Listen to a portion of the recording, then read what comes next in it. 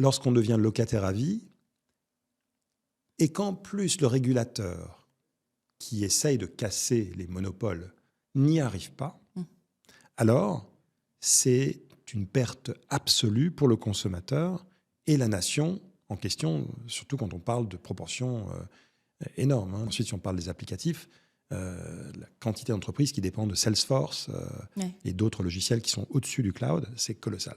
Donc, cette servitude devient inacceptable, d'autant que lorsque un logiciel est connecté par le cloud à un acteur extraterritorial, les États-Unis, encore une fois, ce n'est pas le sujet que ce soit les États-Unis, mais en dehors de la France, et que nos ministères sont connectés à Office 365 et Teams, ça veut donc dire qu'une ingérence est tout à fait possible en lecture des emails confidentiels, voire même de s'organiser des fuites volontaires ou d'éteindre tout simplement. Ce qui s'est passé d'ailleurs à la Cour internationale de justice, où une personne s'est vue retirer son compte email qui a été a priori piloté par les États-Unis. On va un cran au-dessus avec l'IA générative, Oui.